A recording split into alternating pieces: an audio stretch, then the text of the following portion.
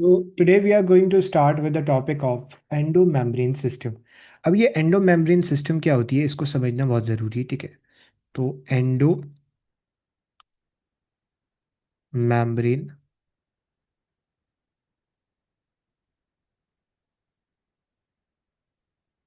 System, सही है।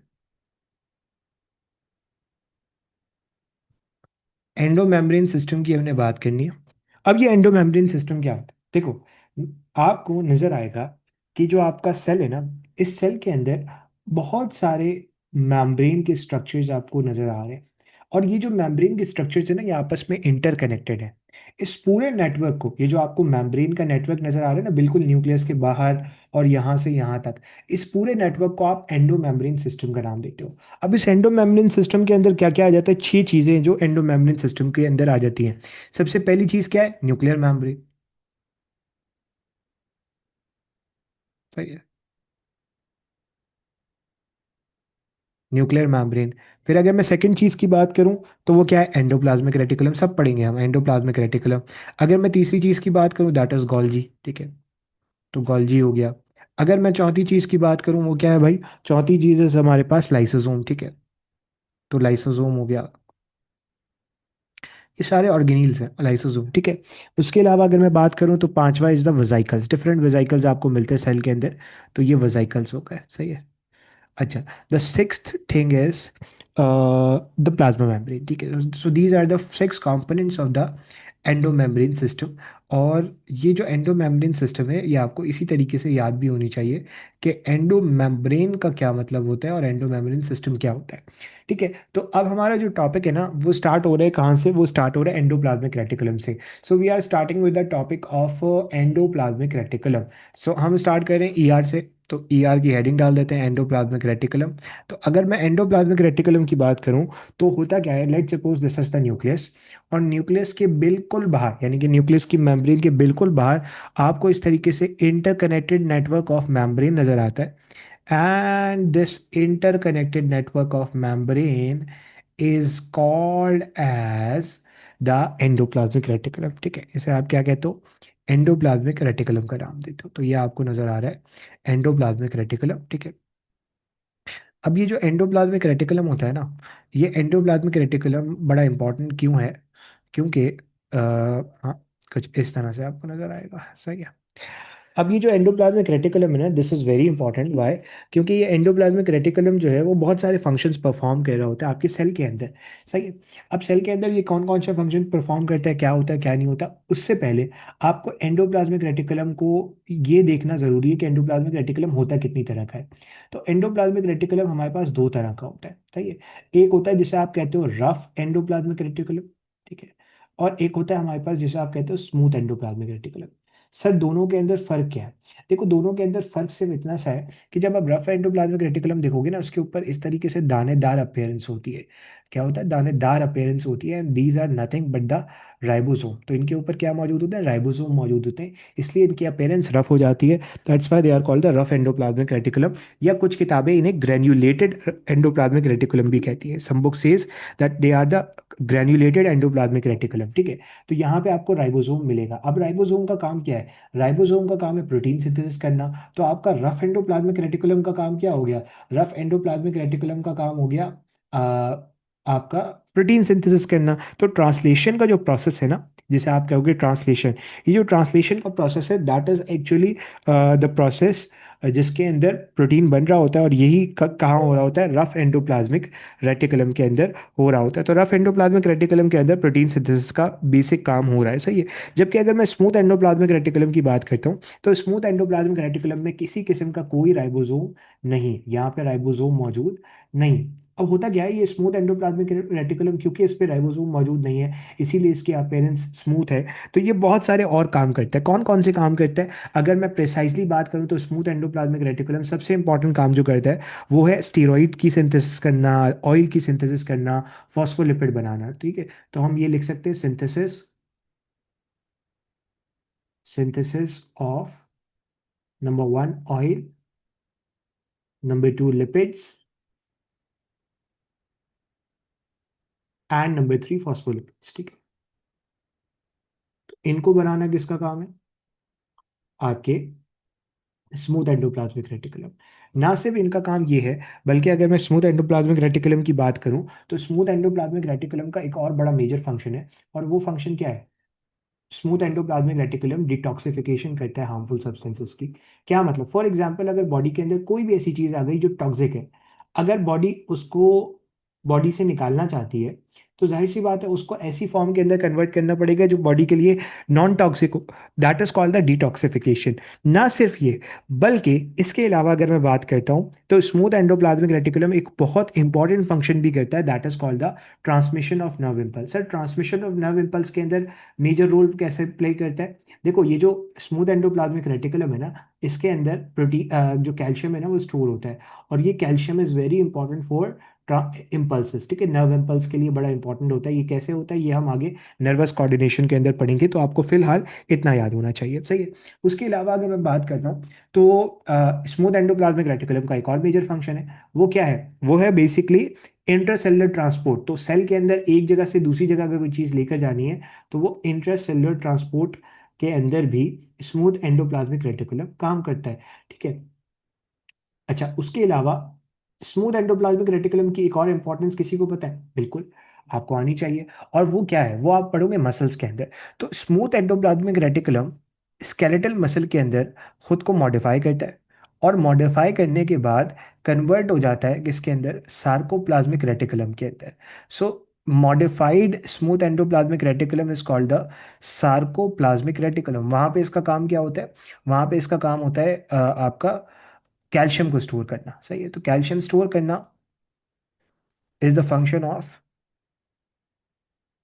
Calcium store करना इज द फंक्शन ऑफ आपका सार्कोप्लाज्मिक रेटिकुलम। ठीक है, तो सार्कोप्लाज्मिक रेटिकुलम के बारे में आपको ये याद होना चाहिए। अब एक बहुत इंपॉर्टेंट चीज़ है जो यहाँ पे ना बड़ी ज़्यादा इंपॉर्टेंट हो जाती है।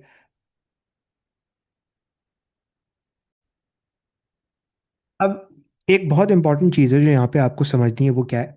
कि एर्गैटोप्लाज्म क्या होता है। देखो, होता क्या है कि अगर आप देखो, रफ एंडोप्लाज्मिक रेटिकुलम है, और इस रफ एंडोप्लाज्मिक रेटिकुलम पे हद से ज़्यादा क्या चिपके हुए हैं? राइबोसोम चिपके हुए हैं। तो इसको आप क्या कहते हो? इसको आप इर्गैटोप्लाज्म का नाम देते हो। अगर आप आसान अल्फाज के अंदर पूछोगे ना, व्हाट इज इर्गैटोप्लाज्म, तो ergatoplasm is nothing but the modified rough endoplasmic reticle, सही है। और यही इर्गैटोप्लाज्म न्यूरॉन्स के अंदर क्या कहलाता है? यही इर्गैटोप्लाज्म न्यूरॉन्स के अंदर आपका नीजल्स ग्रेन्यूल्स कहलाता है। सो इर्गैटोप्लाज्म is known as Nissls granules in the ठीक है। नो नो फर्दर डिस्क्रिप्शन, इसके अंदर इतना भी आपने याद कर लिया तो काफ़ी है। अब सर, आपने अभी बात की एंडोमेम्ब्रेन सिस्टम के अंदर एंडोप्लाज्मिक रेटिकुलम की, but can you please tell us कि आपने अभी थोड़ी देर पहले जिक्र किया राइबोसोम का। ये राइबोसोम क्या होता है? क्या आप इसके बारे में डिस्कशन कर सकते हैं? बिल्कुल, तो अब हम अगली डिस्कशन राइबोसोम के ऊपर ही करेंगे कि हमारा राइबोसोम क्या होता है। देखो, अगर मैं राइबोसोम की बात करता हूँ ना, तो ribosome is very important. Why? Because ribosome protein synthesis यानी कि ट्रांसलेशन का बहुत इंपॉर्टेंट रोल प्ले कर रहा होता है। राइबोसोम डिस्कवर किसने किया पता है किसी को? एक साइंटिस्ट थे जिनका नाम था जॉर्ज पैलेट। ठीक है, जॉर्ज पैलेट वो साहब थे जिन्होंने 1953 के अंदर 1953 के अंदर आपका क्या किया? 1953 के अंदर राइबोसोम को डिस्कवर किया। कहा यह जाता है, अगर मैं ये कहूं कि it's a organelle within organelle, तो can you please tell us के इट्स अ करेक्ट थिंग और not?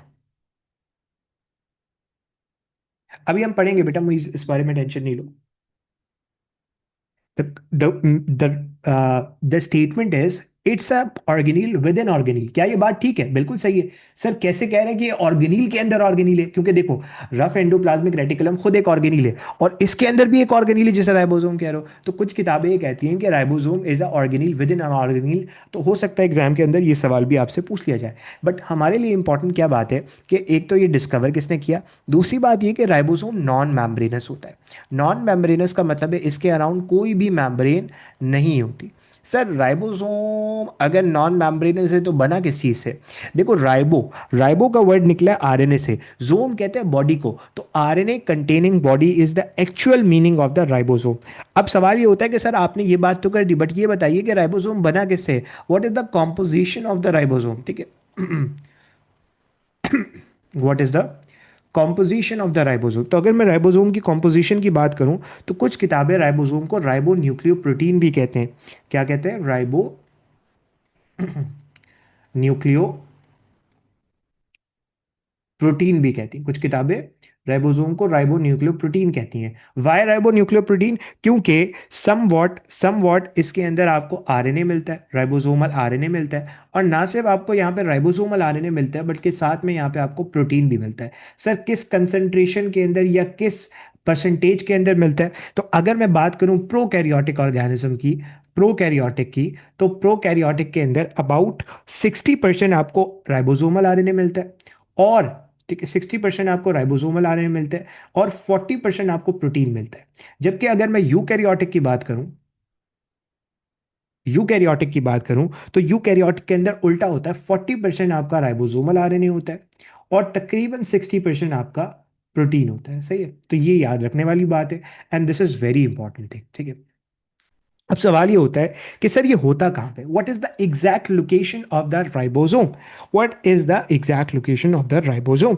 You have to know about that. ठीक है, अब राइबोसोम की एग्जैक्ट लोकेशन क्या होती है, ये बड़ी इंपॉर्टेंट बात है, क्योंकि ये एग्जाम के अंदर एग्जैक्टली इसी तरीके से पूछी जाती है। तो अगर मैं लोकेशन की बात करता हूँ राइबोसोम की, तो बेटा देखो लोकेशन यूकैरियोटिक के अंदर और प्रोकैरियोटिक के अंदर अलग अलग होगी, जाहिर सी बात है, क्योंकि यूकैरियोटिक के अंदर भी राइबोसोम मिलेगा और प्रोकैरियोटिक के अंदर भी राइबोसोम मिलेगा। अब प्रोकैरियोटिक के अंदर राइबोसोम कहाँ मिलेगा? प्रोकैरियोटिक के अंदर एंडोप्लाज्मिक रेटिकुलम तो नहीं होगा, जाहिर सी बात है, क्योंकि ये एक मेम्ब्रेन बाउंड ऑर्गेनील है। तो इसका मतलब ये है कि प्रोकैरियोटिक के अंदर जो आपका राइबोसोम होगा ना, वो फ्रीली फ्लोट कर रहा होगा। क्या कर रहा होगा? फ्रीली फ्लोट कर रहा होगा। जबकि अगर मैं देखूं यूकैरियोटिक सेल को, तो यूकैरियोटिक सेल के अंदर, यूकैरियोटिक सेल के अंदर ये राइबोसोम ना सिर्फ आपको रफ एंडोप्लाज्मिक रेटिकुलम के ऊपर अटैच नजर आएगा, बल्कि कुछ, ये बड़ी इंटरेस्टिंग बात है और ये अक्सर बच्चों को नहीं पता होती, कि हमारे पास ना सिर्फ रफ एंडोप्लाज्मिक रेटिकुलम पे नजर आएगा, बल्कि ये आपको फ्रीली फ्लोट करता हुआ भी नजर आएगा। सही है, फ्रीली फ्लोट। ठीक है, तो ये याद रखने वाली बात है। सर उसके अलावा कहीं राइबोसोम होता है यूकैरियोटिक सेल के अंदर? बिल्कुल होता है। अब ये आपको कोई नहीं, ये आपको, ये मिसकंसेप्शन लोगों को नहीं पता होती। राइबोसोम आपका यूकैरियोटिक सेल के अंदर माइटोकॉन्ड्रिया और क्लोरोप्लास्ट के अंदर भी मिलता है, बट उसके अंदर फर्क क्या है मैं अभी आपको थोड़ी देर में बताऊंगा। तो ये आपको माइटोकॉन्ड्रिया, माइटोकॉन्ड्रिया और साथ में क्लोरोप्लास्ट में भी मिलेगा।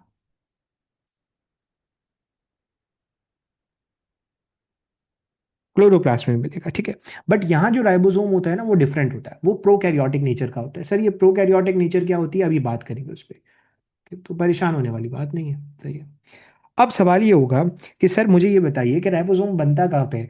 What is the site of synthesis of ribosome? कहाँ बनता है? एसओएस का मतलब है साइट ऑफ सिंथेसिस। ठीक है, तो भाई सिंपल सी बात है, हमारा जो राइबोसोमल आरएनए है ना, ये बनता है न्यूक्लियोलस के अंदर। सर अब ये बताइए कि न्यूक्लियोलस तो आपका यूकैरियोटिक सेल के अंदर होता है, प्रोकैरियोटिक में तो नहीं होता। तो वहाँ कैसे बनेगा? वहाँ पे मौजूद होता है जो जेनेटिक मटेरियल होता है ना। देखो राइबोसोम आरएनए कैसे बनता है? डीएनए से। तो न्यूक्लियस के अंदर मौजूद है राइबोसोमल डीएनए, वहां से राइबोसोमल आरएनए बनता है। जबकि अगर मैं बात करूं प्रोकैरियोटिक सेल की, तो प्रोकैरियोटिक सेल के अंदर होता यह है कि प्रोकैरियोटिक सेल के अंदर जो मेन जेनेटिक मटेरियल है ना, उसी के अंदर से आपका निकलता है राइबोसोमल आरएनए। ठीक है, राइबोसोमल आरएनए निकलता है। बेटा it's a organelle within ऑर्गेनील, बिल्कुल मैंने यही बात कही है। सही है, चलो अब आ जाते हैं कि भाई हमारे पास जो राइबोसोम है, ये न्यूक्लियोलस से निकलता है, न्यूक्लियोलस से निकल के न्यूक्लियर पोर और न्यूक्लियर पोर से बाहर चला जाता है। अब सवाल ये होता है कि sir what is the form and the function of the, form and the structure of the ribosome? ठीक है, this is again very important thing, क्योंकि एग्जाम के अंदर ये पूछा जाता है, फॉर्म एंड स्ट्रक्चर।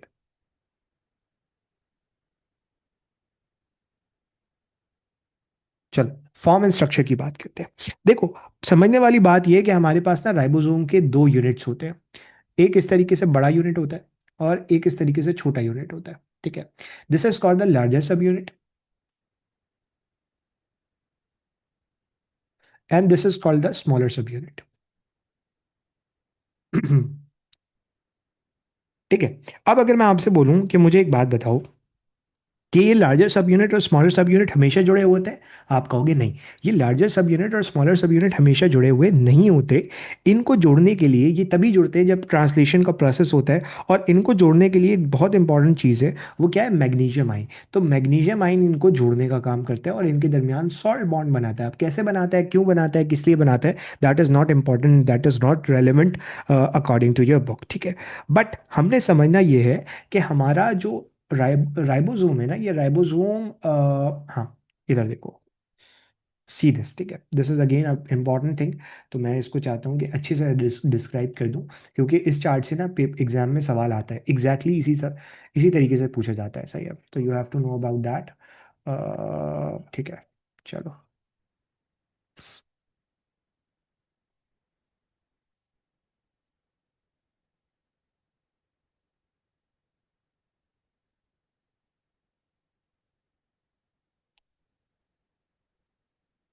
चलो, अब इधर देखना भाई।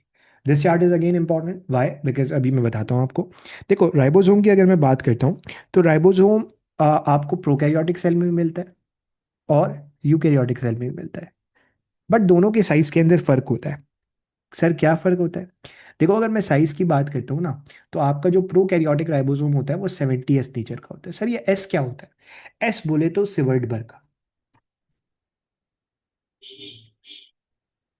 और ये डेंसिटी का यूनिट है, ठीक है। तो याद रखना कि आपका जो प्रोकैरियोटिक राइबोसोम होता है उसकी डेंसिटी कम होती है, जबकि हमारा जो यूकैरियोटिक राइबोसोम होता है that is 80s in nature. अब सर, सवाल ये होता है कि स्मॉलर सब यूनिट और लार्जर सब यूनिट की अलग कोई डेंसिटी होती है? बिल्कुल होती है। This is again very very very important thing, सही है। अब देखो, होता क्या है, होता ये है कि हमारे पास, अगर मैं लार्जर सब यूनिट की बात करूं, ठीक है, लार्जर सब यूनिट, और अगर मैं स्मॉलर सब यूनिट की बात करूं, तो इनकी डेंसिटी भी अलग अलग होती है। अब सुनना मेरी बात गौर से। जो आपका प्रोकैरियोटिक राइबोसोम होता है, इसके अंदर जो लार्जर सब यूनिट होता है ना, वो होता है 50s नेचर का। जबकि जो स्मॉलर सब यूनिट होता है वो होता है आपका 30s नेचर का। सर, 50 + 30 तो ये 80 होता है। अब इसके पीछे आपने लिखा है 70। तो can you please tell us कि इसके पीछे कहानी क्या है? कोई बता सकता है? हाँ भाई, इसके पीछे कहानी क्या है? भाई, सिंपल सी मैथ है, 50 + 30 80 होता है। बट यहां पे मैंने 70 लिखा है। What is the exact science behind that? It's the average. देखो, मैंने आपको बताया, लार्जर सब यूनिट और स्मॉलर सब यूनिट कभी भी इकट्ठे हमेशा नहीं होते। ये इकट्ठे होते हैं at the time of translation. तो सिंपल सी बात ये है कि जब भी ट्रांसलेशन होगी, तो लार्जर सब यूनिट और स्मॉलर सब यूनिट की डेंसिटी का एवरेज आपका 70s आ जाएगा। तो इस वजह से लार्जर सब यूनिट और स्मॉलर सब यूनिट की कंबाइंड जो डेंसिटी होती है दैट इज 70s। जबकि अगर मैं यूकैरियोटिक सेल की बात करूं, तो यहाँ पे 60s लार्जर सब यूनिट होता है और 40s आपका स्मॉलर सब यूनिट होता है। इस चार्ट से क्वेश्चन आएगा, so you have to know about that, ठीक है। ये आपको याद रखना है, ये चार्ट बड़ा इंपॉर्टेंट है, ठीक है। अब आ जाते हैं हम कुछ और चीज़ों के ऊपर। सर, फंक्शन क्या है? फंक्शन इज वेरी इंपॉर्टेंट, ठीक है। फंक्शन से भी एग्जैक्ट सवाल बन सकता है, फंक्शन। सो हम फंक्शन की बात करेंगे। देखो, मैंने आपको बताया कि ट्रांसलेशन का जो प्रोसेस है ना, वो होता है कहाँ पे? ट्रांसलेशन का प्रोसेस होता है आपके राइबोसोम के ऊपर, यानी कि प्रोटीन सिंथेसिस होती है, ठीक है। आसान जबान के अंदर अगर मैं लिखूं, तो I can say that protein synthesis occur है, ठीक है। प्रोटीन सिंथेसिस, ठीक है। अब एक चीज, एक बहुत इंपॉर्टेंट टर्म होती है जो अक्सर आपको नहीं पढ़ाई जाती कुछ जगहों पर, वो होती है पॉलीराइबोसोम या पॉलीजोम। ये क्या होता है? देखो, होता क्या है, लेट सपोज ये एक मैसेंजर आरएनए। अब इस मैसेंजर आरएनए पे अगर मैं एक आपका राइबोसोम का सब यूनिट लगाऊंगा, तो यहां से कितने प्रोटीन बनेंगे? एक प्रोटीन की लेयर बनेगी। ऐसे ही है? हाँ के ना? बोलो भाई।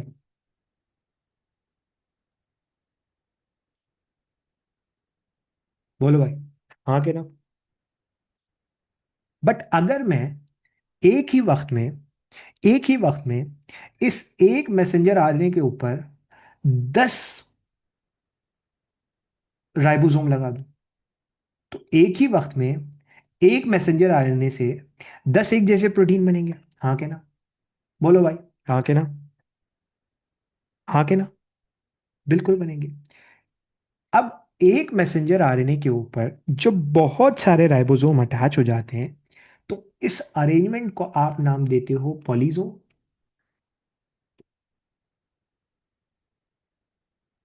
या पॉली राइबोसोम। ठीक है, पॉलीसोम या पॉलीराइबोसोम दोनों सेम टर्म है। चल, यहाँ पे आके हमारा जो एक इंपॉर्टेंट चीज थी वो क्लियर होती है। अब यहाँ पे ना एक बहुत इंपॉर्टेंट कॉन्सेप्ट है, और ये कॉन्सेप्ट आपको ना मेजॉरिटी टीचर्स नहीं बताते। अभी मैं पूछूंगा आपको पता ही नहीं होगा। क्यों? क्योंकि बहुत सिंपल सी बात ये है कि भाई आपने मुझसे सवाल करना था कि सर मुझे ये बताइए। देखो सवाल ये होता है, सवाल ये होता है सवाल ये है कि सर आपने हमें बताया कि जो यूकैरियोटिक सेल होता है इसके अंदर रफ एंडोप्लाज्मिक रेटिकुलम के ऊपर भी राइबोसोम चिपका हुआ होता है और फ्रीली फ्लोटिंग राइबोसोम भी होता है। क्या दोनों के अंदर कोई फर्क है? क्या दोनों के अंदर कोई फर्क है? ठीक है, यस, दोनों के अंदर फर्क है। अब ये किसी को नहीं पता होगा। हाँ भाई, एनी आइडिया? किसी को आइडिया है कि फ्री राइबोसोम और रफ एंडोप्लाज्मिक रेटिकुलम वाले राइबोसोम के ऊपर क्या फर्क होगा? पुराने बच्चों को तो पता होगा, नए बच्चों को नहीं पता होगा। नहीं, डेंसिटी का फर्क नहीं है, दोनों की डेंसिटी एटीएस है। यूकैरियोटिक राइबोसोम की बात कर रहा हूं। यूकैरियोटिक राइबोसोम फ्रीली फ्लोटिंग और रफ एंडोप्लाज्मिक रेटिकुलम वाले के अंदर क्या फर्क होगा? This is the main concept. This is the concept.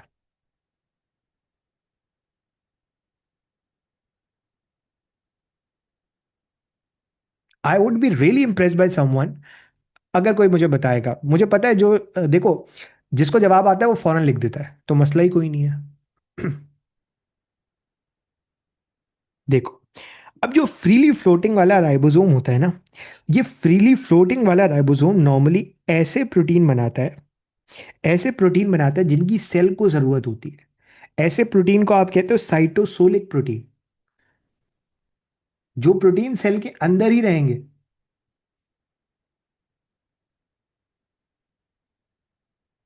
ठीक है, जो प्रोटीन सेल के अंदर रहेंगे ये वो बनाएगा। सही है, ओके। अच्छा, उसके अलावा उसके अलावा अगर मैं बात करता हूं वो प्रोटीन जो सेल से बाहर जाएंगे, जैसे कुछ प्रोटीन होते हैं जो एंजाइम के तौर पे काम करते हैं, उन वो कहाँ बनेंगे? वो बनेंगे रफ एंडोप्लाज्मिक रेटिकुलम पे। तो सिक्रीटेड प्रोटीन्स जो होते हैं, सिक्रीटेड प्रोटीन्स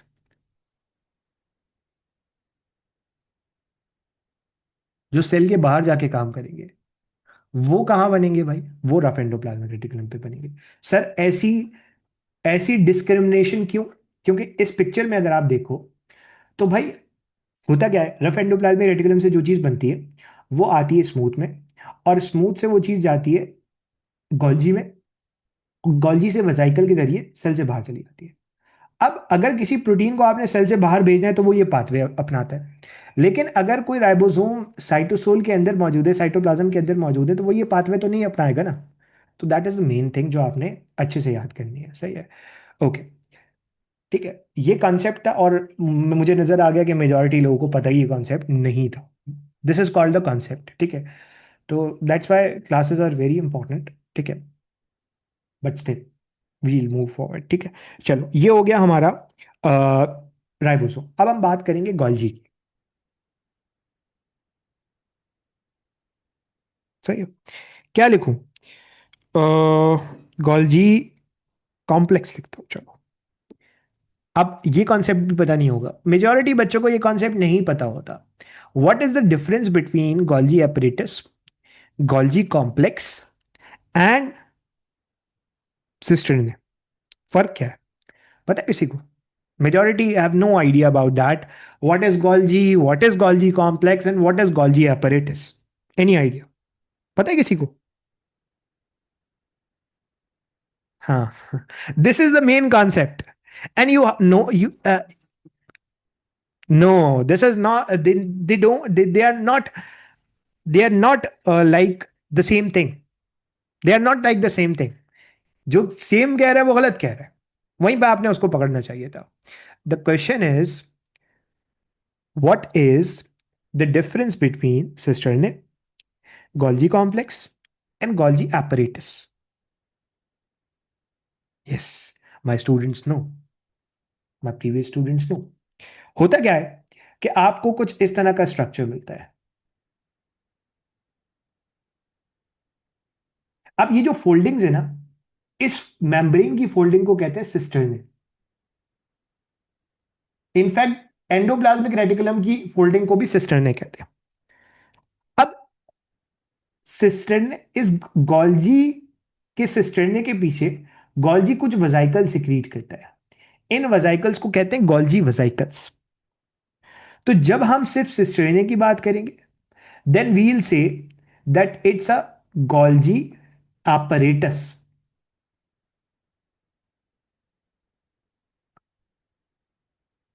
और जब हम गोल्जी प्लस गोल्जी वेसिकल्स की बात करेंगे, then we will say it's a Golgi complex.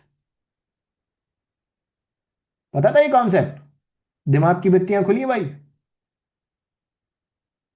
This is called the concept, this is called the concept. ठीक है, चलो।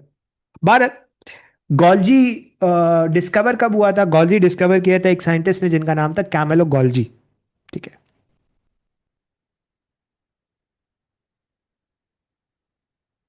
कैमेलो गॉल्जी ने डिस्कवर किया था कब?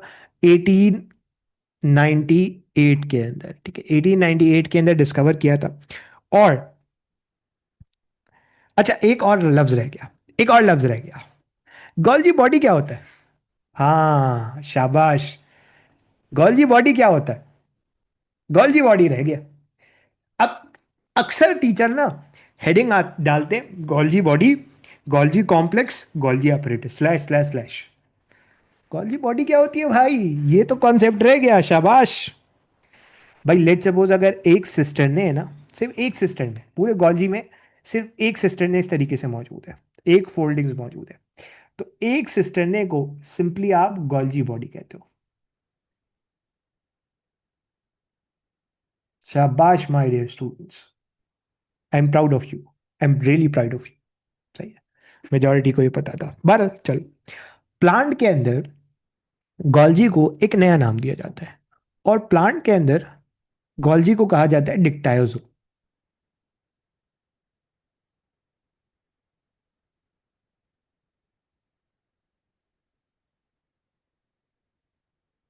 डिक्टायोजो, ठीक है, चलो। अब आ जाते हैं हम गॉल्जी के स्ट्रक्चर के ऊपर। गॉल्जी का स्ट्रक्चर क्या है देखो। अगर मैं गॉल्जी के स्ट्रक्चर की बात करता हूं, तो गॉल्जी के दो फेजेस हैं। ठीक है, गॉल्जी के दो फेसेस हैं, नॉट फेजेस, फेसेस हैं। एक होता है सिस फेस, और एक होता है ट्रांस फेस। अब सर ये सिस फेस ट्रांस फेस क्या कहानी है, जरा बता दें। देखो, होता क्या है, let suppose this is your smooth endoplasmic reticulum. अब स्मूथ एंडोप्लाज्मिक रेटिकुलम से वेसिकल निकला। अब ये वेसिकल आके जाना चाहेगा कहाँ? गॉल्जी के अंदर। तो जिस फेस से ये वेसिकल, जिस रुख से ये वेसिकल आके गॉल्जी के साथ कंबाइन करेगा, this is called the cis face और फॉर्मिंग फेस, क्योंकि यहां से नया एक सिस्टर ने बन जाएगा। और यहां से जहां से गॉल्जी वेसिकल निकलेगा, this is called the trans face. Cis face and trans face. ठीक है, तो सिस फेस और ट्रांसफेस में फर्क पता होना चाहिए। ठीक है, चलो, ओके। अब आ जाते हैं भाई आगे, सही है। अब आते हैं हम आगे, और अब हम बात करते हैं, सही है, चलो, सिस फेस ट्रांसफेस की बात कर ली। ओके, अब आते हैं what is the function of the Golgi. ठीक है, गॉल्जी के फंक्शन के ऊपर आते हैं।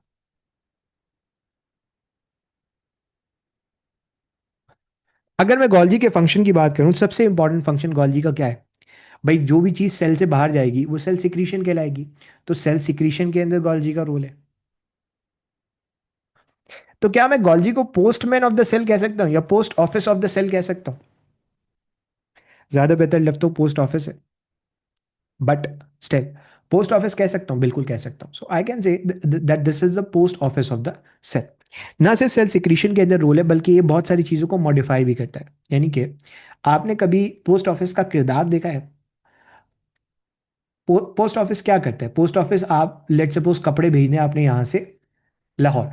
अब यहाँ से लाहौर आपने कपड़े भेजने हैं, तो आप क्या करते हो? पोस्ट ऑफिस वाले के पास जाते हो, पोस्ट ऑफिस आपसे कपड़े लेते हैं, उसको पैक करता है, उसके ऊपर लेबल लगाता है और उसको शिप कर देता है। यही काम आपका गॉल्जी भी करता है, ठीक है, मॉडिफिकेशन करता है। उसके अलावा ना सिर्फ ये, बल्कि माइक्रो बॉडीज। अब ये माइक्रो बॉडीज क्या होती है? लाइसोसोम, गॉल्जी, पेरोक्सिसोम, इनकी सिंथेसिस भी कौन करता है? आपका गॉल्जी करता है, ठीक है। उसके अलावा अगर मैं बात करता हूँ तो गॉल्जी बहुत सारे मैक्रो मॉलिक्यूल्स होते हैं, जैसे सेल्यूलोज हो गया, आपका हाइलुरोनिक एसिड हो गया, ये मैक्रो मॉलिक्यूल की सिंथेसिस भी गॉल्जी करता है, सही है। उसके अलावा अगर मैं बात करता हूँ तो गॉल्जी और क्या फंक्शन परफॉर्म करता है? गॉल्जी एक्रोसोम बनाता है। एक्रोसोम क्या होता है? एक्रोसोम हम पढ़ेंगे स्पर्म के अंदर, तो बस अभी इतना याद कर लो कि एक्रोसोम बनाता है। दूसरा, सेल वॉल सिंथेसिस। तो cell wall synthesis is the major role of Golgi. ये आपने नहीं भूलना, ये आपने अच्छे से याद करना है, ठीक है। This is very important thing. अब अगर मैं आपसे पूछूं कि एक प्रोटीन है, उस प्रोटीन को सेल से बाहर जाना है, तो क्या रास्ता होगा? चलो रास्ता बताओ जल्दी से। भाई रास्ता बताओ जल्दी से, मुझे रास्ता सुनना है आपसे। रास्ता होगा सबसे पहले राइबोसोम। राइबोसोम से वो चीज कहाँ जाएगी भाई? राइबोसोम से वो चीज जाएगी एंडोप्लाज्मिक रेटिकुलम के अंदर। एंडोप्लाज्मिक रेटिकुलम से वो चीज कहाँ जाएगी? एंडोप्लाज्मिक रेटिकुलम से वेसिकल की फॉर्म में, जिसे आप ट्रांसपोर्ट वेसिकल कहते हो, उससे वो चीज जाएगी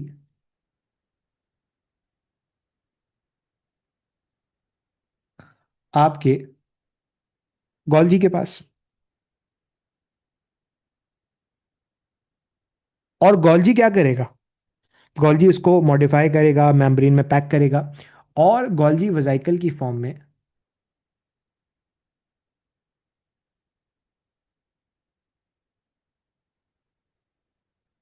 गॉल्जी वेसिकल की फॉर्म में सेल से बाहर निकाल देगा।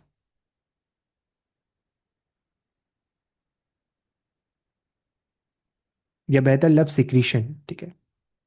तो I can write here that secretion कर देगा। यह हो सकता है कि उस एंजाइम को लाइसोसोम के अंदर पैक कर दे, क्योंकि लाइसोसोम भी तो गॉल्जी से ही बन रहा है, ठीक है।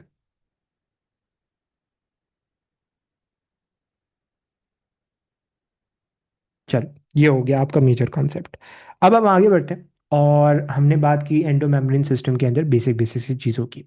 हाँ, कॉन्जुगेटेड मॉलिक्यूल भी गॉल्जी के अंदर बनते हैं, ठीक है। चलो, अब हम आते हैं किसके ऊपर? अब हम आते हैं अगले टॉपिक के ऊपर, and that is the mitochondria. So we are proceeding to the topic of the mitochondria, ठीक है। चलो, we are proceeding to the topic of mitochondria, ठीक है।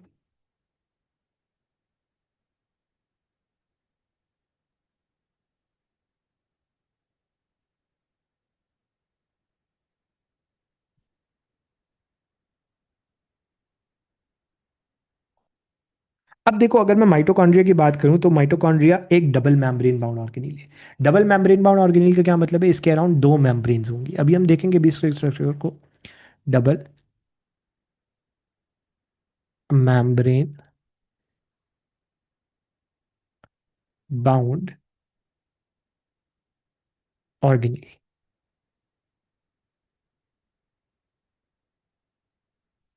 चाहिए डबल मेम्ब्रेन बाउंड ऑर्गेनील है। अब डबल मेम्ब्रेन बाउंड का मतलब क्या है? लेट सपोज अगर मैं यहाँ ड्रॉ करूँ, चलो मैं ड्रॉ करता हूँ यहाँ पे अपने हाथ से, ताकि आप लोगों के लिए ना चीज़ें आसान रहे। चलो ड्रॉ करता हूँ मैं। हाँ, चलो। डबल मेम्ब्रेन बाउंड का मतलब क्या है? Let suppose this is your mitochondrial membrane. ये बाहर वाली मेम्ब्रेन है। अब होगा क्या कि आपको कुछ अंदर इस तरीके से और मेम्ब्रेन्स मिलेंगी, ठीक है। एक बाहर वाली मेम्ब्रेन हो गई, एक ही अंदर वाली मेम्ब्रेन जो मैं बना रहा हूँ ना, this is the inner mitochondrial membrane. तो आपने क्या देखा कि यहाँ पे दो तरह की मेम्ब्रेन है। एक बाहर मौजूद है, that is called the outer membrane, और एक अंदर मौजूद है, this is called the inner mitochondrial membrane, ठीक है। आईएमएम का मतलब है इनर माइटोकॉन्ड्रियल मेम्ब्रेन। तो हम जल्दी जल्दी चीजों को लिखेंगे, ठीक है। ओके, अब समझने वाली बात यह है।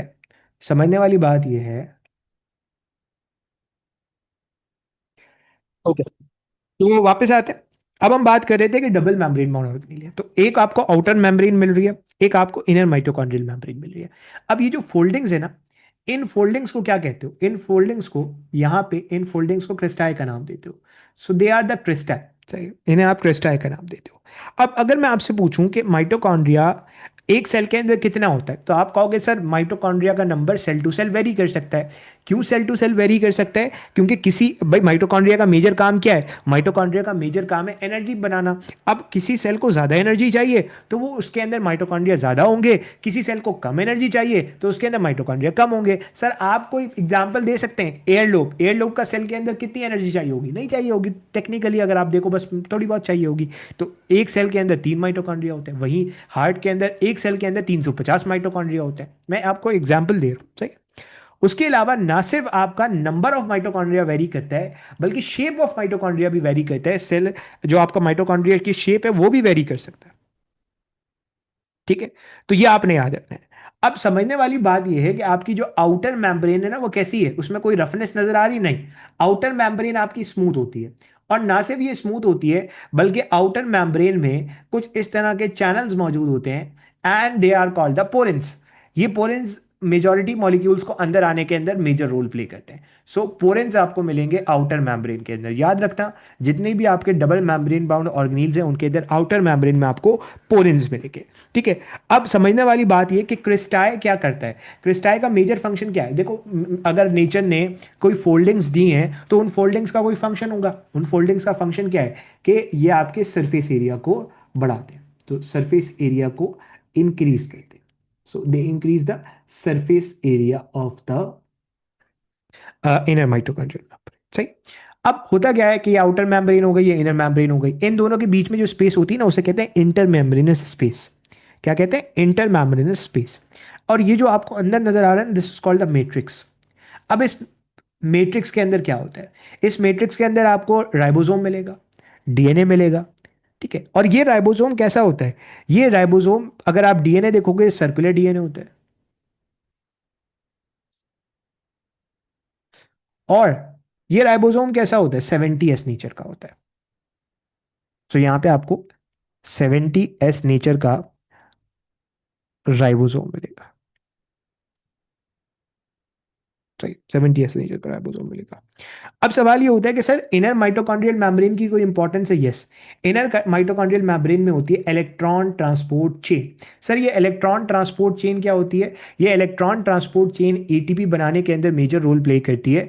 और ये जो एटीपी है ना, ये एटीपी यहीं पे बनता है। सो कहा यह जाता है कि आपका जो माइटोकॉन्ड्रिया है ना, एक बड़ा बचपन से हम एक जुमला सुनते आ रहे हैं कि mitochondria is the power house of the cell. क्या मतलब है? सेल की जितनी एनर्जी है वो माइटोकॉन्ड्रिया के अंदर बनती है due to the presence of these electron transport chain. Sir porin क्या होता है? पोरिन मेजॉरिटी मॉलिक्यूल्स को अंदर लेकर आता है, ठीक है। इट्स अ ट्रांसपोर्ट चैनल, ये समझ लो, सही। अब आ जाते हैं हम आगे, ठीक है। ये हमारी हो गई माइटोकॉन्ड्रिया के ऊपर मेजर बहस, ठीक है। अब हम आते हैं लाइसोसोम के ऊपर। So now we are proceeding to the topic of the lysosome, ठीक है। ओके, लाइसोसोम की बात करते हैं।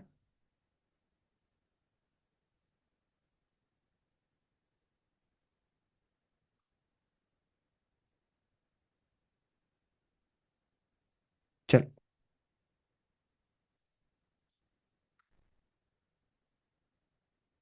हाँ, लाइसोसोम से पहले एक पॉइंट रह गया, और वो पॉइंट क्या है कि आपकी जो इलेक्ट्रॉन ट्रांसपोर्ट चेन है वो तो इनर माइटोकॉन्ड्रियल मेम्ब्रेन में होती है, और जो आपकी क्रैब साइकिल है ना, क्रैब साइकिल आपकी मैट्रिक्स के अंदर होती है। सो ये पॉइंट रह गया था, ये पॉइंट मैंने यहाँ लिख दिया, क्रैब साइकिल आपकी मैट्रिक्स के अंदर होती है, सही है। So this is very important point जो यहाँ रह गया था, तो मैंने यहाँ पे लिख दिया। हाँ, हर सेल के अंदर एनर्जी प्रोड्यूस कौन करता है? माइटोकॉन्ड्रिया करता है, बचपन से पढ़ते आ रहे हैं। चल आगे बढ़ते हैं। अब हम बात करेंगे लाइसोसोम की। लाइसो, लेसिस, जोम कहते हैं बॉडी को। लाइसोसोम का मतलब क्या हो गया? लेसिस, तोड़ने वाली बॉडी। ये डिस्कवर किसने किया था? ये डिस्कवर किया था एक साइंटिस्ट ने जिसका नाम था डी ड्यूव। बट सर आपने अभी हमें बताया कि डी ड्यूव ने डिस्कवर किया और ये 1949 के अंदर डिस्कवर हुआ। बट सर आपने हमें अभी एक बात नहीं बताई, और वो बात क्या है कि माइक्रो बॉडीज क्या होती है? माइक्रो बॉडीज के बारे में आपने नहीं बताया। So can you please tell us that what is micro body? ठीक है, माइक्रोबॉडी क्या होती है? तो मुझे कोई बता सकता है? हाँ, आई would be really impress when someone, अगर किसी को कॉन्सेप्ट हो, क्योंकि आई वांट के मेजॉरिटी बच्चों को आइडिया होता है माइक्रोबॉडीज का। हाँ भाई, कौन से ऑर्गेनील्स माइक्रोबॉडीज के अंदर आते हैं?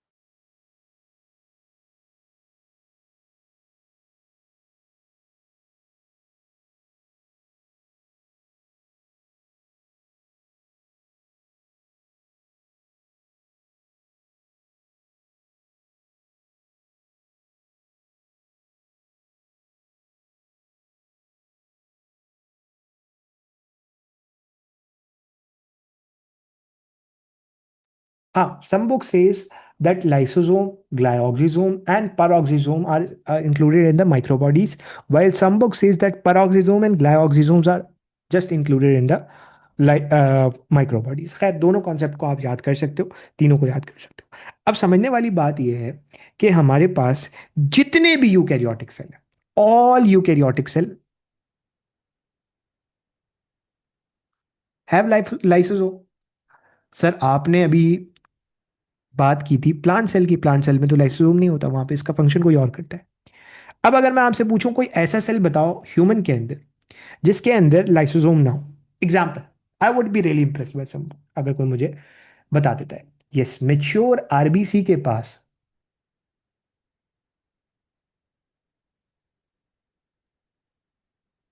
कोई लाइसोसोम नहीं होता। ठीक है, this is very important thing. अब अगर आप लाइसोसोम को देखोगे ना, तो लाइसोसोम लाइसोसोम बनता कैसे? भाई, रफ एंडोप्लाज्मिक रेटिकुलम में लाइसोसोम के अंदर मौजूद एंजाइम का प्रोटीन बन गया, ये आया स्मूथ एंडोप्लाज्मिक रेटिकुलम के पास, और स्मूथ एंडोप्लाज्मिक रेटिकुलम के साथ ये गया गोल्जी में।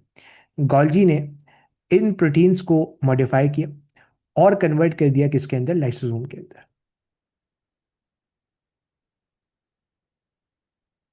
तो इनको कन्वर्ट कर दिया लाइसोसोम के अंदर।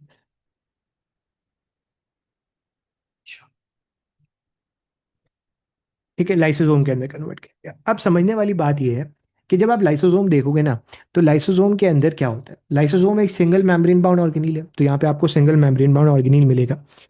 उसके अलावा अगर आप यहाँ देखोगे तो लाइसोसोम के अंदर ना बहुत सारे एंजाइम्स भरे होते हैं, और ये एंजाइम कहलाते हैं हाइड्रोलिटिक एंजाइम। तकरीबन 40 से ज्यादा हाइड्रोलिटिक एंजाइम आपको यहाँ पे मिलेंगे। सो दे आर हाइड्रोलिटिक एंजाइम्स। ठीक है, हाइड्रोलिटिक एंजाइम्स में। ठीक है, अब बहुत सारे एंजाइम्स होते हैं, उसके अंदर एक एग्जांपल अगर मैं आपको दूं, तो एक एंजाइम होता है जिसको कहते हैं एसिड फॉस्फेटेज।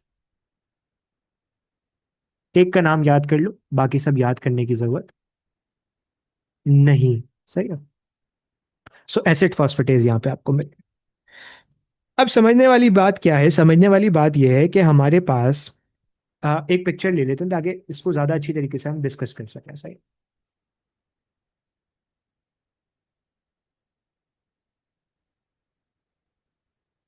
हाँ, दिस इज द पिक्चर जो हमने ले ली।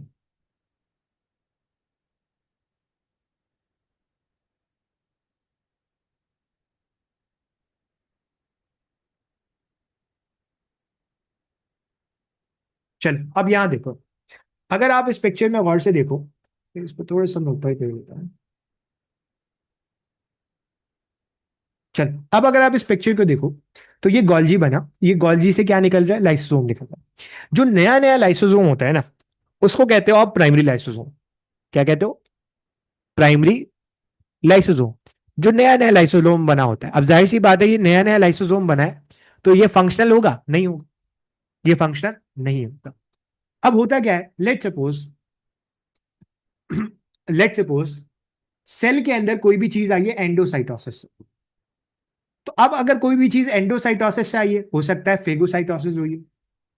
तो अब लेट सपोज मैं मान के चलता हूं फेगोसाइटोसिस हुई है, और कोई भी सॉलिड चीज सेल के अंदर आ गई, ये सॉलिड चीज थी, सेल के अंदर आ गई। अब ये सेल के अंदर आई है एक वेसिकल के अंदर, and that is called the phagosome. अब आपने इस चीज को तोड़ना है, तो आप इस चीज को कैसे तोड़ोगे? आप लाइसोसोम को इस फेगोसोम की मेम्ब्रेन के साथ फ्यूज करवा दोगे। ये देखो, आपने लाइसोसोम को, प्राइमरी लाइसोसोम को इस फेगोसोम की मेम्ब्रेन के साथ क्या करवा दी, फ्यूज करवा दी। अब this lysosome is not the primary lysosome, now it becomes the secondary lysosome. अब ये सेकेंडरी लाइसोसोम क्या करेगा, उस चीज को तोड़ देगा, ठीक है। और तोड़ने के बाद, और तोड़ने के बाद जो भी चीज ऐसी होगी जो सेल के अंदर रीअब्सॉर्ब करवाई जाए, उसको सेल के अंदर वापस रीअब्सॉर्ब करवा देगा, और जिसको बाहर भेजना होगा वो बाहर भेज देगा। This is called the phagocytosis. इसे आप क्या कहते हो, फेगोसाइटोसिस का नाम। This is simply the phagocytosis. अब सर सवाल ये होता है कि क्या कोई चीज सेल के अंदर जमा भी हो सकती है? बिल्कुल जमा हो सकती है। लेट सपोज किसी चीज को आपने तोड़ा, वो सेल के अंदर जमा हो गई। इसकी एग्जांपल होती है लाइपोफ्यूजन। एक पिगमेंट है, ये नॉर्मली वो जो सेल्स होते हैं, जो मायोकार्डियल सेल्स होते हैं ना, उनके अंदर ये जमा हो जाता है। तो अगर आपको कहीं लाइपोफ्यूजन नजर आए ना, इसका मतलब है ये सेल बहुत पुराना है। बार ये आगे की चीजें होती हैं, समझना हमारे लिए ये जरूरी है कि प्राइमरी लाइसोसोम नया नया बना था, ये प्राइमरी लाइसोसोम फ्यूज किया फेगोसोम के साथ, अल्टीमेटली कन्वर्ट हो गया secondary lysosome. This secondary lysosome convert whatever in the phagosome into two things। एक वो जो रीअब्सॉर्ब करवाई जाए, जिसकी सेल की जरूरत है वो सेल में चली जाएगी, और जिसको सेल से बाहर भेजना है वो बाहर चलेगा। अब ये जो मैंने लाइपोफ्यूजन वाली बात की है ना, ये लाइपोफ्यूजन क्या होता है? ये लाइपोफ्यूजन एक पिगमेंट होता है जो नॉर्मली वेयर एंड टेयर के अंदर होता है। अब क्या मतलब होता है सर इसका? देखो, लेट सपोज एक ऑर्गेनील है, ये ऑर्गेनील डैमेज हो चुका है, इसको मुझे सेल से निकालना है, ये सेल से खत्म करना है, डैमेज हो चुका है। तो मैं क्या करूंगा, इस ऑर्गेनील के अराउंड मेम्ब्रेन बनाऊंगा, और इस मेम्ब्रेन को फ्यूज करवा दूंगा प्राइमरी लाइसोसोम के साथ, तो ये कन्वर्ट हो जाएगा सेकेंडरी लाइसोसोम के साथ। अब ये सेकेंडरी लाइसोसोम इस चीज को तोड़ देगा, और जाहिर सी बात है इस ऑर्गेनील के अंदर भले से डैमेज हो गया, इसके अंदर प्रोटीन होगा, अमाइनो एसिड्स होंगे, बहुत सारी चीजें होंगी, तो जो काम की चीजें होंगी वो सेल के अंदर डाल दी जाएंगी, रीअब्सॉर्ब करवा दी जाएंगी, और जो फालतू चीजें होंगी उनको सेल से निकाल दिया जाएगा। तो सर ये लाइपोफ्यूजन का क्या चक्कर है? भाई देखो, जब भी कोई चीज टूटती है ना, तो उसकी वजह से कुछ पिगमेंट्स बनते हैं, तो लाइपोफ्यूजन उनमें से एक पिगमेंट है। सही। तो ये कॉन्सेप्ट आपको आना चाहिए। ओके। अब आ जाते हैं हम आगे। सही है। अब आ जाते हैं हम आगे कि फंक्शंस क्या है लाइसोसोम के। तो लाइसोसोम के फंक्शन तो वैसे हमने डिस्कस कर लिया, बट स्टिल अगर आप अलग से लिखना चाहो तो मैं चलो अलग से भी लिख देता हूं, मसला नहीं है। चलो यहां लिखते फंक्शंस।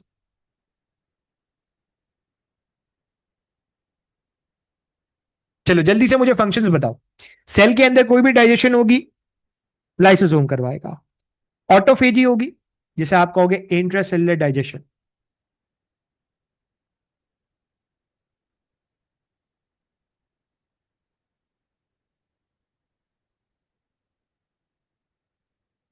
ऑटोफेजी क्या होती है अभी मैं बताता हूं, सही है। बट फेगोसाइटोसिस होगी, कौन कराएगा? लाइसोसोम करवाएगा। अच्छा, एक चीज होती है जिसे आप कहते हो ऑटोफेजी। ऑटोफेजी क्या होती है?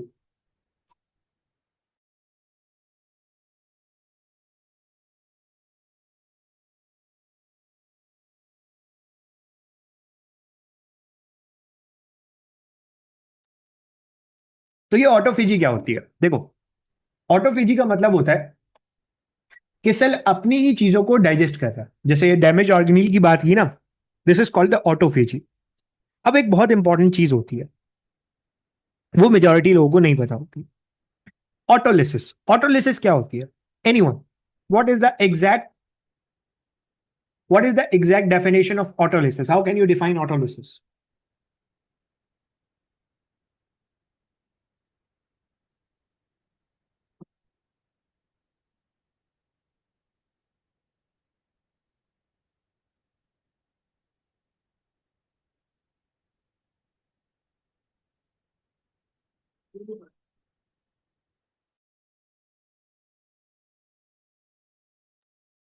हाँ, ऑटोलिसिस इज नथिंग बट खुदकुश बम्बार।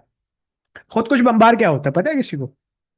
भाई खुदकुश बम्बार वो होता है जो कहीं भी धमाका करना चाहे और वो आए और आके अपनी जैकेट फाड़ दे।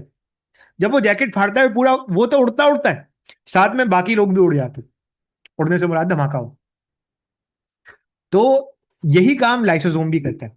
सोचो अगर लाइसोसोम की मेम्ब्रेन रप्चर हो जाए और जो भी लाइसोसोम के अंदर है वो बाहर निकल जाए, तो क्या होगा? पूरा का पूरा सेल अल्लाह को प्यार। इसे कहते हैं सेल्यूलर डेथ। नेक्रोसिस के अंदर बेसिकली आता है, बट स्टिल। तो इसे आप कहते हो ऑटोलिसिस। इसीलिए लाइसोसोम को सुसाइडल सैक्स कहते हैं। खुद कुछ बम्बार वाले वो हैं, क्या कहते हैं, थैले। अब सवाल ये होता है कि सर ये क्यों होती है? भाई सेल एक मखसूस मुद्दत तक जिंदा रहता है। अब सेल में कोई डैमेज हो गया तो सेल को खत्म करना ही नहीं करना। तो ये काम आपका वहां होगा, सही है।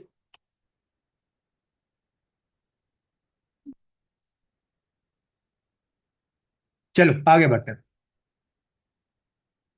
अब सोचो, अगर लाइसोसोम के अंदर एंजाइम ना हो, कोई भी एक एंजाइम ना हो, बाय बर्थ ना हो, या किसी एंजाइम की कमी हो, तो क्या होगा?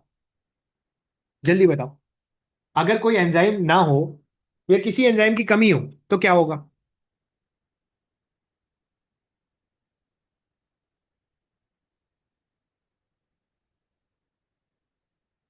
वो चीज डाइजेस्ट नहीं हो पाएगी। और जब वो चीज डाइजेस्ट नहीं हो पाएगी तो वो चीज सेल के अंदर जमा होगी। इस डिजीज को कहते हैं लाइसोसोमल स्टोरेज डिजीज। सो लाइसोसोमल स्टोरेज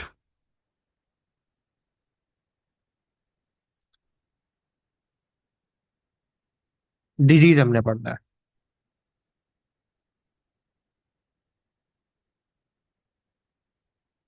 अब लाइसोसोमल स्टोरेज डिजीज याद रखना कंजेनाइटल होता है, बाय बर्थ मौजूद होता है। So it's congenital. अब कौन कौन से लाइसोसोमल स्टोरेज डिजीज होते हैं, कितने होते हैं पता है किसी को? अप्रोक्सीमेटली 30 के करीब करीब होते हैं। तीन के नाम बताने हैं आपने, जल्दी से बताओ।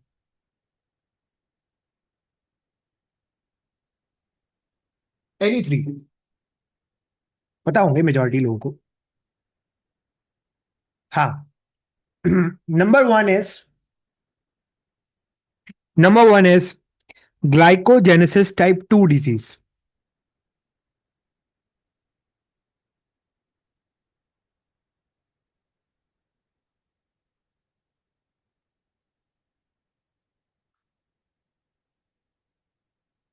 अब ये ग्लाइकोजेनेसिस टाइप 2 डिजीज का मतलब क्या है?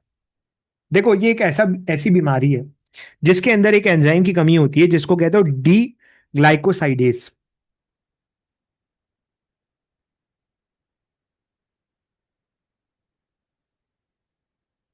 और इस एंजाइम की कमी से क्या होता है कि आपका ग्लाइकोजन टूट नहीं पाता और ग्लाइकोजन सेल के अंदर जमा हो जाता है। Simple. That is the glycogenesis type 2 disease. ठीक है। एक दूसरा होता है, दैट इज टीएसएक्स।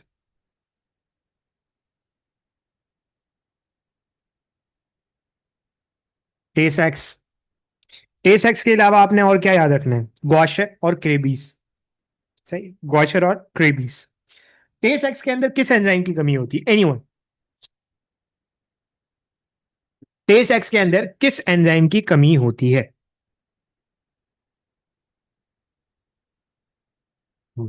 टीएसएक्स के अंदर एक एंजाइम की कमी होती है जिसको कहते हो आप beta hexo hexose अमाइनिडेज।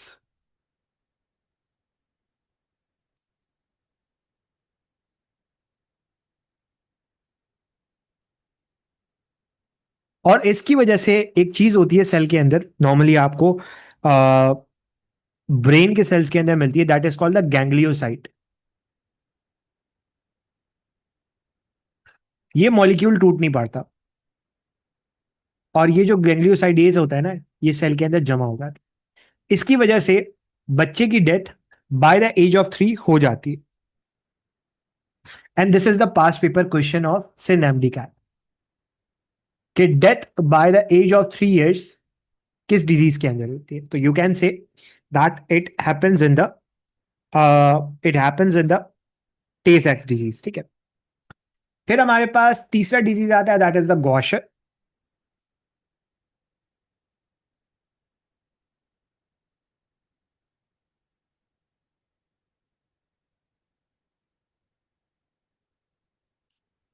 गॉशर disease. And the last one is the Krabbe's disease. अब गॉशर डिजीज के अंदर क्या होता है, लिवर इनलार्जमेंट हो जाती है। लिवर इनलार्जमेंट को कहते हैं हिपैटोमिगैली,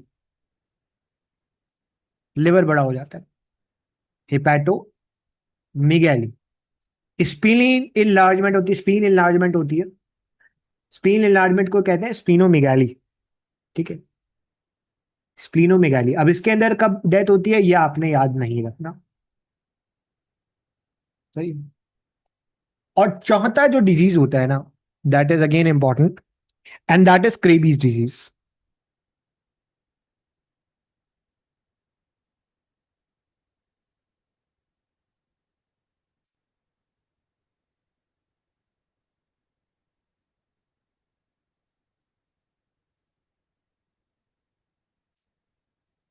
अब ये जो क्रेबीज डिजीज है ना, इसके अंदर क्या होता है, माइलिन लॉस हो जाती है। माइलिन क्या होता है ये हम नर्वस कोऑर्डिनेशन के अंदर पढ़ेंगे, लॉस ऑफ माइलिन। इसके अंदर डेथ होती है by the age of 2, death by the age of 2, सही। तो death by the age of 2, okay. अब हम बात करते हैं ग्लाइऑक्सिजोम पर ऑक्सीजोम की, ठीक है। So right now I am talking about glyoxysome and peroxisome, ठीक है। ग्लाइऑक्सिजोम परऑक्सीजोम से स्टार्ट करते हैं, okay. We are starting with the topic of परऑक्सीजोम।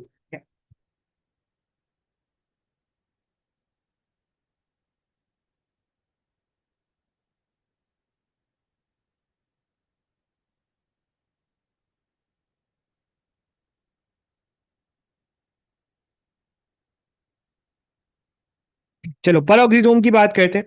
परऑक्सीजोम भी कहाँ सिंथेसाइज होता है, गोल्जी के अंदर, सही है। तो सेम गोल्जी के अंदर बनता है। दूसरी बात ये परऑक्सीजोम के बारे में इंपॉर्टेंट बात ये, परऑक्सीजोम भी डिस्कवर किया था डीड्यूव ने। और नॉर्मली एक सेल के अंदर 70 से 100 परऑक्सीजोम आपको मिल सकते हैं। अब परऑक्सीजोम के 3 एंजाइम्स बड़े इंपॉर्टेंट है। नंबर 1, जिसकी वजह से परऑक्सीजोम का नाम परऑक्सीजोम बना, that is peroxidase,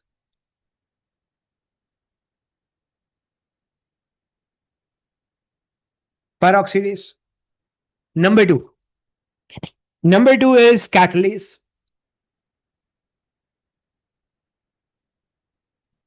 and number 3 is glycolic acid oxidase.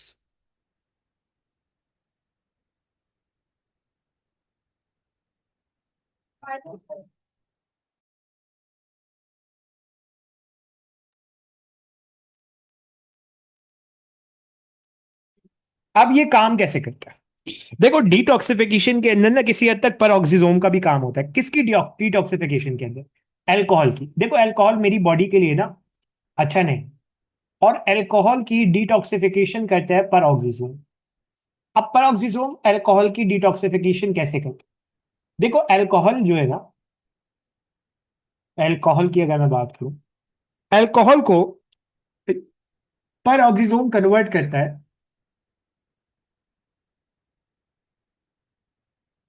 किसके अंदर, एक लेस टॉक्सिक चीज के अंदर जिसे कहते हैं हाइड्रोजन परऑक्साइड। किस एंजाइम की मदद से, नंबर 1 एंजाइम की मदद से, यानी कि परऑक्सीडेज की मदद से। The second thing is hydrogen peroxide को कन्वर्ट किया जाता है और लेस टॉक्सिक फॉर्म के अंदर, यानी कि वाटर और हाइड्रोजन ऑक्सीजन गैस के अंदर। किसकी मदद से, एक एंजाइम की मदद से, and that is called the catalase, सही है। जबकि अगर मैं ग्लाइकोलिक एसिड ऑक्सीडेज की बात करूं, ग्लाइकोलिक एसिड ऑक्सीडेज जो है ना, वो एक चीज होती है जिसे कहते हैं ग्लाइकोलेट। ये आपका फोटो रेस्पिरेशन के अंदर बनता है। इस ग्लाइकोलेट को कन्वर्ट करता है एक अमीनो एसिड के अंदर, that is called the glycine. ये काम होता है आपका पर ऑक्सीजोम का, ठीक है। Number 3, enzyme is responsible for that thing, सही है। तो पर ऑक्सीजोम हो गया। अच्छा, अब हम बात करते हैं ग्लाइऑक्सीजोम की।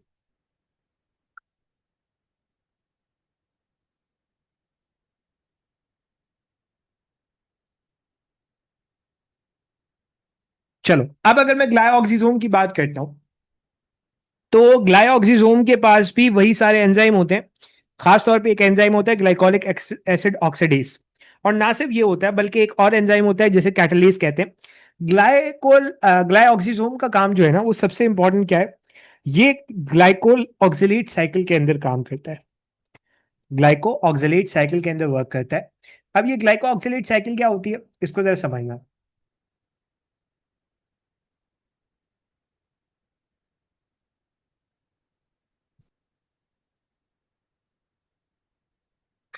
देखो, लेट सपोज ये सीड है। इस सीड के अंदर ये चीज होती है जिसे आप कहते हो एंडोस्पर्म, कभी ना कभी आपने जरूर जिक्र सुना होगा। This endosperm is the stored food of the seed. अब इस स्टोर्ड फूड को जब आप इस सीड को जाके डालोगे सॉइल के अंदर, तो इस सीड से निकलेगा एक plant, and that plant is obtaining food from this endosperm. तो एंडोस्पर्म को कन्वर्ट किया जाता है कार्बोहाइड्रेट के अंदर एक साइकिल की मदद से, that is called the glyoxylate cycle. और ग्लाइऑक्सिलेट साइकिल ये काम कर रही होती है, ठीक है। दैट इज इंपॉर्टेंट, बस इतना याद करना है आपने। सही है। अब हम बात करेंगे वैक्यूल की। वैक्यूल क्या होता है?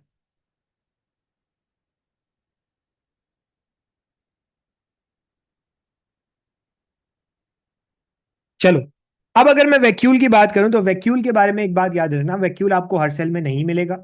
खास तौर पे एनिमल सेल के अंदर वैक्यूल आपको नॉर्मली नहीं मिलता, और अगर मिलता है तो बहुत छोटे छोटे और बहुत सारे होते हैं। वैक्यूल आपको नॉर्मली प्लांट सेल के अंदर मिलता। अब प्लांट सेल के अंदर होता क्या है, let suppose this is the cell wall, this is the cell membrane.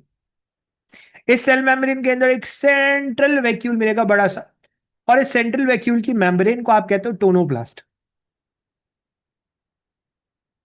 अब इस वैक्यूल का काम क्या है? फूड को स्टोर करना, लाइसोसोम वाला काम करना।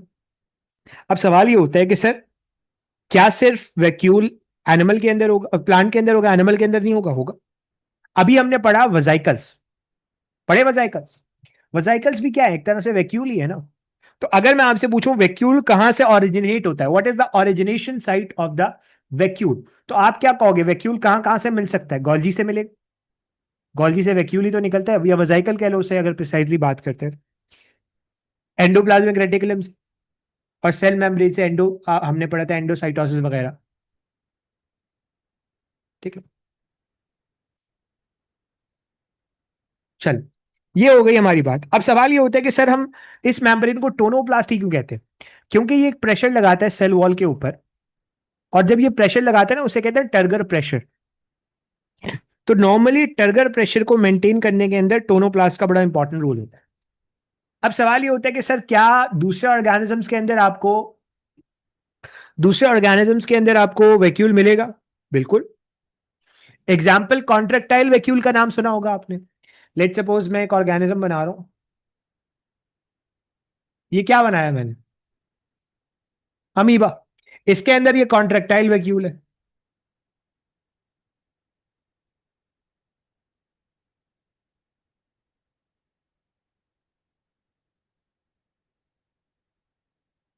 ये कॉन्ट्रेक्टाइल वैक्यूल किसका काम करता है? ये कॉन्ट्रेक्टाइल वैक्यूल जो है वो आपका बहुत सारी चीजें रेगुलेट करते हैं, जैसे वाटर रेगुलेट करता है। सही है। चलो, अब आप आते हैं प्लास्टिड्स के ऊपर।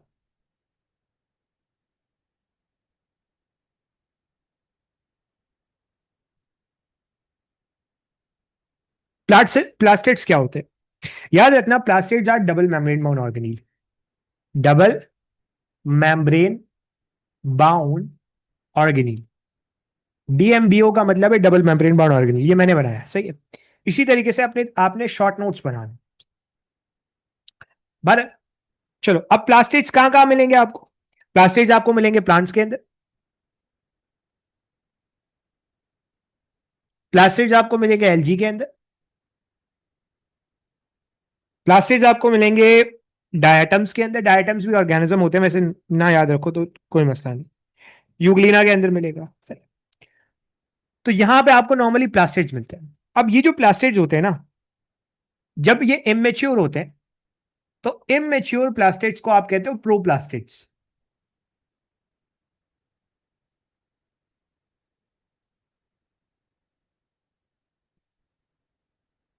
और फिर ये इमेच्योर प्लास्टिड्स तीन तरह के प्लास्टिड्स के अंदर कन्वर्ट हो सकता है। डबल मेम्ब्रेन बाउंड ऑर्गेनिज्म, ठीक है।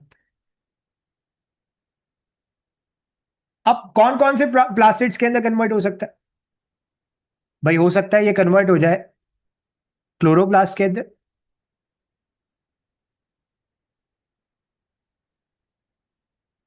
हो सकता है ये कन्वर्ट हो जाए क्रोमोप्लास्ट के अंदर, और हो सकता है ये कन्वर्ट हो जाए ल्यूकोप्लास्ट के अंदर। अच्छा, क्लोरोप्लास्ट के अंदर एक पिगमेंट होता है जिसे क्लोरोफिल कहते हैं, इसका स्ट्रक्चर अभी हम पढ़ेंगे, तो इसकी टेंशन नहीं लेना। क्रोमोप्लास्ट के अंदर अदर देन ग्रीन पिगमेंट्स होते हैं। जबकि ल्यूकोप्लास्ट की अगर मैं बात करूं, ये आपको अंडरग्राउंड पार्ट्स में मिलता है। This is the past paper question of MD CAT as well as NED. अब ल्यूकोप्लास्ट क्या करता है? इसके अंदर पिगमेंट तो होता नहीं है, ये फूड स्टोर करता है। कौन सा फूड स्टोर करता है? अगर ये स्टोर कर रहा है कार्बोहाइड्रेट, तो इसे कहते हैं अमाइलोप्लास्ट।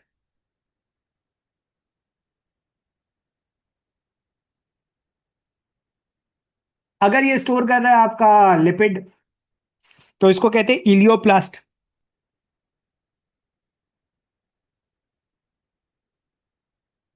और अगर ये स्टोर कर रहा है आपका प्रोटीन, तो इसे कहते हैं प्रोटियोप्लास्ट।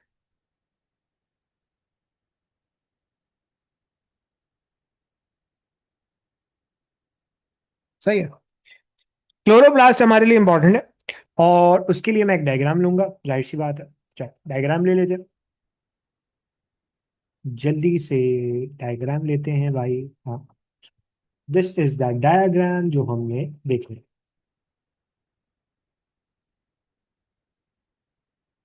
चल, अब अगर आप गौर से देखो, तो समझने वाली बात यह है कि क्लोरोप्लास्ट के अंदर आपको एक आउटर मेम्ब्रेन मिल रही है।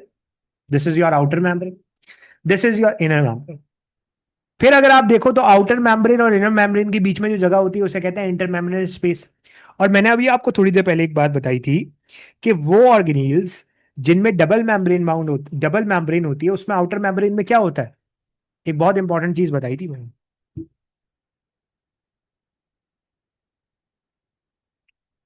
पोरेंस होते हैं, पोर्स होते हैं। सही है। बारह। अब अगर आप देखो तो अंदर जो आपको कुछ इस तरह से ना चीजें नजर आ रही हैं, ये एक जो इस तरह का कॉइन लाइक अरेंजमेंट है ना, इसे कहते हैं थाइलाकॉइड। और जब बहुत सारे थाइलाकॉइड एक के ऊपर एक आ जाते हैं, तो इसे कहते हैं ग्रैना। ग्रैना। तो दीज आर ग्रैना। एक को कहते हैं ग्रैनम। ये एक ग्रैनम है, ये दूसरा ग्रैनम है। इसको जोड़ा हुआ है आपने इंटरग्रैना से। और बाहर जो फ्लूइड पोर्शन नजर आ रहा है, this is called the stroma. This is called the stroma. ठीक है, तो याद याद रखना चाहिए। यहां पे भी आपको राइबोसोम मिलेगा, सर्कुलर डीएनए मिलेगा, बिकॉज यहां पे भी अपना ये सारा फंक्शन खुद कर रहे हो, सही है। चलो, अब हमारे लिए जो इंपॉर्टेंट है ना, वो है न्यूक्लियस। चलो जल्दी से न्यूक्लियस को डिस्कस करते हैं।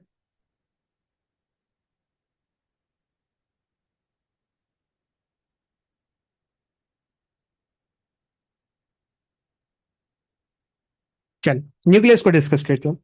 अब अगर मैं न्यूक्लियस की बात करता हूं, तो न्यूक्लियस को क्या कहा जाता है? Nucleus is also known as, nucleus is also known as brain of the cell. Cell का दिमाग क्या है? ब्रेन ऑफ द सेल क्या है? न्यूक्लियस, ठीक है। सो nucleus is the brain of the cell. अब समझने वाली बात यह है कि न्यूक्लियस डिस्कवर किया था रॉबर्ट ब्राउन ने। रॉबर्ट ब्राउन ने डिस्कवर किया था। और कब डिस्कवर किया था? 1831 के अंदर। अब सवाल यह होता है कि सर क्या तमाम सेल्स के अंदर एक न्यूक्लियस होता है? नहीं, जरूरी नहीं है। तमाम सेल्स के अंदर एक न्यूक्लियस होना जरूरी नहीं। भाई सिंपल सी चीज ये है कि हो सकता है एक सेल हो, उसके अंदर एक न्यूक्लियस हो, उसे कहते हैं यूनी न्यूक्लिएटेड। अगर दो हैं, बाई न्यूक्लिएटेड। बहुत सारे हैं तो मल्टी न्यूक्लिएटेड। और अगर एक भी नहीं है तो ए न्यूक्लिएटेड। अब मुझे जल्दी से एक एक की एग्जांपल दो। पहले एग्जांपल दो ए न्यूक्लिएटेड सेल की। कौन सा ऐसा सेल है एनिमल और प्लांट के अंदर जो ए न्यूक्लिएटेड होता है? चलो शाबाश। मेच्योर आरबीसी और सीफ ट्यूब सेल, शाबाश। चलो उसके अलावा अगर आप मैं यूनी न्यूक्लिएटेड की एग्जांपल पूछूं तो?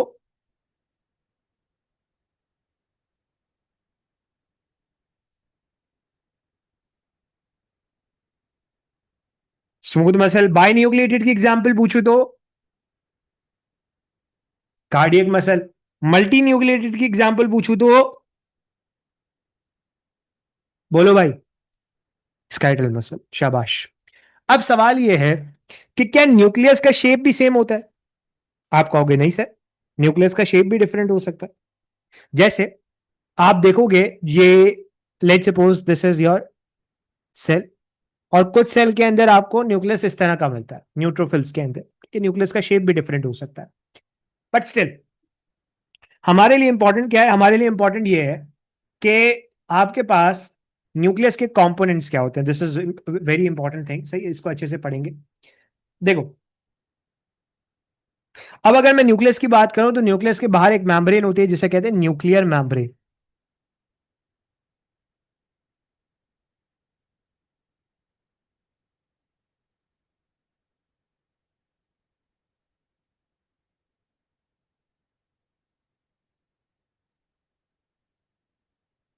सही है, न्यूक्लियर मेम्ब्रेन कहते हैं। अब अगर आप देखो तो न्यूक्लियस के बाहर जो मेम्ब्रेन, अच्छा ये याद रखना, न्यूक्लियस भी डबल मेम्ब्रेन बाउंड ऑर्गेनील है, ये बताना रह गया। डबल मेम्ब्रेन बाउंड ऑर्गेनील, सही है। अब न्यूक्लियस के बाहर एक मेम्ब्रेन होती है जिसे कहते हैं आउटर मेम्ब्रेन। अच्छा just give me a minute.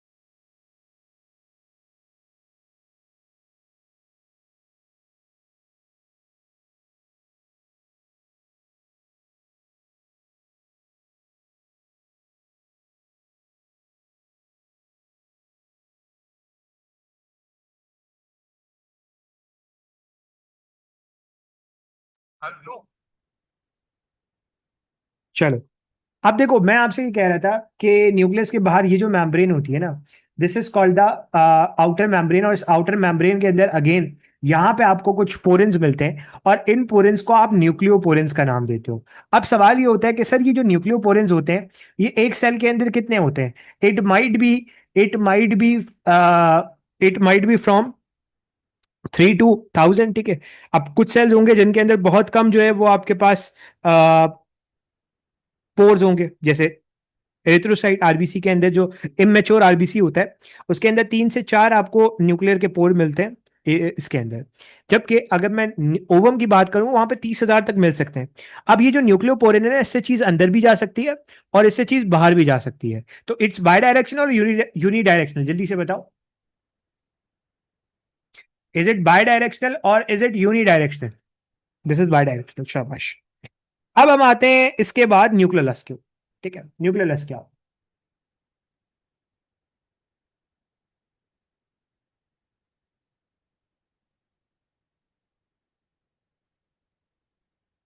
चलो, अब अगर मैं न्यूक्लियस की बात करता हूं तो न्यूक्लियस के अंदर सबसे इंपॉर्टेंट बात यह कि न्यूक्लियस के अंदर आपको एक पोर्शन मिलता है, एक नॉन मेम्ब्रेनस ऑर्गेनील मिलता है, and that is called the nucleus. इस न्यूक्लियस को जब आप देखते हो, ये भी नॉन मेम्ब्रेन बाउंड है। और इस न्यूक्लियस के अंदर एक बहुत इंपॉर्टेंट चीज बनती है, and that thing is what? That thing is ribosome. तो कहा यह जाता है कि इस न्यूक्लियस के अंदर अबाउट अबाउट अबाउट 10% आपका राइबोसोमल आरएनए बन रहा होता है, सही। मतलब राइबोसोमल आरएनए 10% यहां पे आपको मिलता है, सही है। पर ये हमारे लिए इंपॉर्टेंट नहीं है। हमारे लिए इंपॉर्टेंट था कि न्यूक्लियस होता क्या है। न्यूक्लियस में राइबोसोम बनता है, जिसको मैं ribosome factory of the cell भी कह सकता हूं।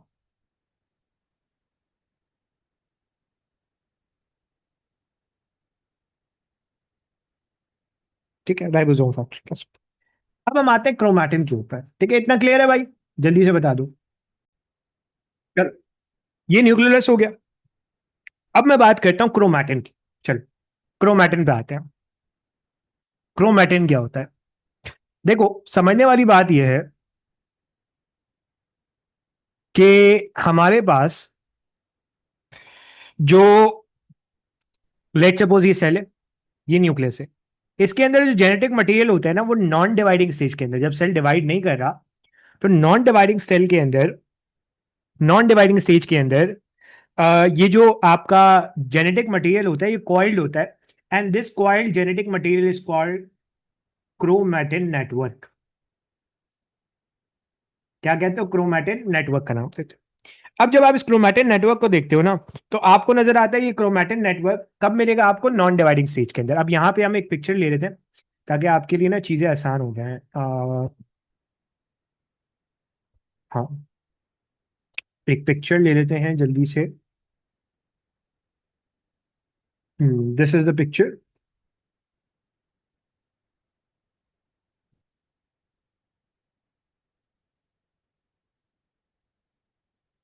तो अगर आप देखो कि हमारे पास ये जो क्रोमैटिन नेटवर्क है, अगर आप इसका एक थ्रेड निकालो, तो इस थ्रेड के अंदर आपको ये मिलता है डीएनए, और इस डीएनए के अराउंड कॉइल होता है क्या? आपका हिस्टोन प्रोटीन। तो डीएनए मिलता है और हिस्टोन प्रोटीन मिलता है। डीएनए और हिस्टोन प्रोटीन को कंबाइनली क्या कहते हैं? जब डीएनए के अराउंड हिस्टोन प्रोटीन आ जाता है, तो इसको मिला के आप क्या कहते हो? जल्दी से बताओ। DNA plus histone protein is called, this is the past paper question, this is called the nucleosome.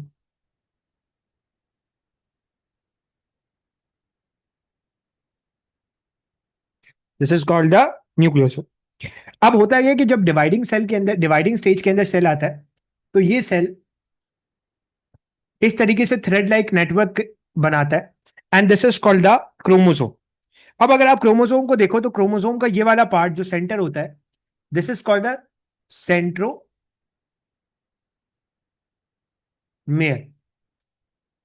इस सेंट्रोमेयर में एक प्रोटीन होता है, that is called the kinetochore protein. अब ये वाला जो आर्म है, ये वाला जो पार्ट है और ये वाला जो पार्ट है ना, इसे कहते हैं आर्म।